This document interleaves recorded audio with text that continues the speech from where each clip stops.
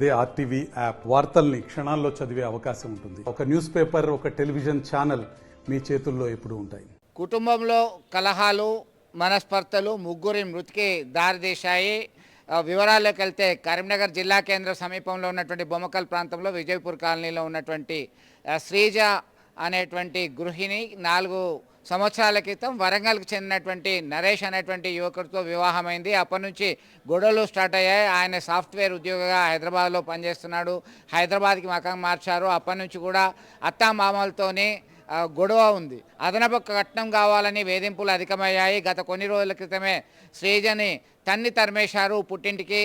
అయితే అభం శుభం తెలియని రేయాన్స్ బర్త్డే వేడుకలు జరుపుకుందాము, ఈ నెల 5వ తేదీన బర్త్డే జరుపుకుందామని చెప్పేసి ఆ భార్య భర్తని, వారి కుటుంబ సభ్యుల్ని సంప్రదించింది.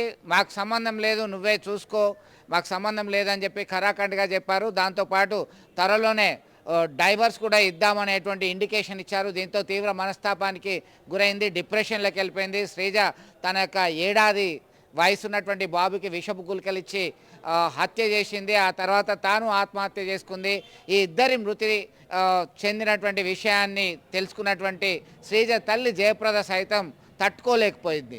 మిగిలిన గుళికల్ని ఆమె స్వీకరించింది. చికిత్స పొందుతూ ఆమె సైతం గత రాత్రి మృతి చెందినటువంటి ఘటన కరీంనగర్ జిల్లా కేంద్రంలో విషాదాన్ని నింపింది. సమాచారం అందుకున్నటువంటి పోలీసులు రంగంలోకి దిగారు. వారి విచారణ జరిపారు. దీంతో శ్రీజ కుటుంబ సభ్యులు ఇచ్చినటువంటి ఫిర్యాదు మేరకి ఆ ఇద్దరిని కూడా అదుపులోకి తీసుకున్నట్టుగా సమాచారం అందుతుంది. మొత్తం మీద చిన్న గొడవలు పెద్దగా మారడము, మనస్తాపానికి గురవ్వడము, ప్రాణాలు తీసుకోవడం ఏంటి అనేటువంటి విషయాన్ని మానసిక నిపుణులు ఆందోళన వ్యక్తం చేస్తున్నటువంటి పరిస్థితి ఉంది.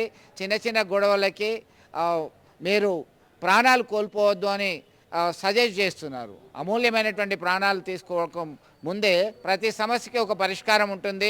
ఎంత సమస్య అయినా కానీ పరిష్కారం చూపే అవకాశాలు మన చేతుల్లో ఉన్నాయి, మీరు తొందరపడొద్దు అని అంటున్నారు. అయితే ఆ చుట్టుపక్కల వాళ్ళందరూ కూడా చాలా విషన్న వదనంతో ఉన్నారు.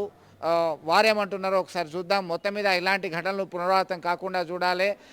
గృహిణిని వేధించినటువంటి భర్తను, అత్తామామల్ని కఠినంగా శిక్షించాలనేటువంటి డిమాండ్ మాత్రం వస్తుంది. అయితే జయప్రద ఆయన పేరు, ఆమె బిడ్డ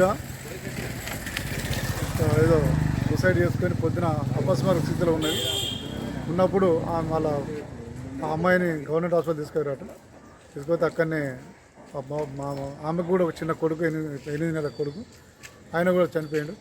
ఈ అమ్మాయి అక్కడ గవర్నమెంట్ హాస్పిటల్ తీసుకెళ్ళి మళ్ళీ ఆమె కూడా తల్లి జయప్రద అంటే ఆమె గవర్నమెంట్ హాస్పిటల్ రిటర్న్ వచ్చి ఆమె కూడా ఏదో ట్యాబ్లెట్ చేసుకొని సూసైడ్ చేసుకున్నది. అది ఆమెను కూడా అపోలో హాస్పిటల్ తీసుకుపోతే అక్కడ కూడా ఆమె చనిపోయినట్టు తెలిసింది. వాళ్ళ అమ్మ ఒక్కటి ఉన్నది, ఆమెకు వికరాంగురాలు అమ్మాయి ఉన్నది, వాళ్ళ భర్త కూడా టీచరే. ఈ జయప్రద అంటే కూడా టీచరే.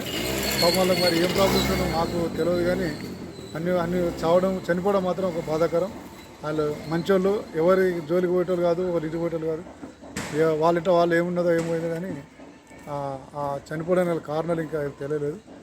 కొంచెం ఆ అమ్మాయి మొన్ననే అత్తగారింటి కాడికి వచ్చిందట. అత్తగారింటికి అయితే అమ్మాయి చెప్పింది, ఏమైందమ్మా అంటే కొంచెం ఆమెకు ఆరోగ్యం మంచిగా లేకుంటే దానికోసం వచ్చిందయ్యా, ట్రీట్మెంట్ ఇప్పించాలని వాళ్ళ మనవడు చెప్పినచ్చి వాళ్ళ అమ్మమ్మ చెప్పింది. నిన్న ముచ్చరు అది. అయితే ఇవాళ మాత్రం అనుకోకుండా మరి ఏం జరిగిందో తెలియదు, కానీ ఇక మేము పక్కింటి వాళ్ళం కాబట్టి మాకు తెలియగానే చూసినాం. ఇంట్లో ఏమైందో మనకు తెలియదు. మొత్తం మీద టాబ్లెట్ లేక లిక్విడ్ తీసుకున్నట్టుగా తెలిసింది, వాళ్ళ అమ్మమ్మ చెప్పింది. మరిన్ని వీడియోస్ కోసం ఛానల్ ని సబ్స్క్రైబ్ చేయండి. లేటెస్ట్ అప్డేట్స్ కోసం వాట్సాప్ ఛానల్ ని ఫాలో చేయండి. అండ్ లింక్ డిస్క్రిప్షన్ లో ఉంది.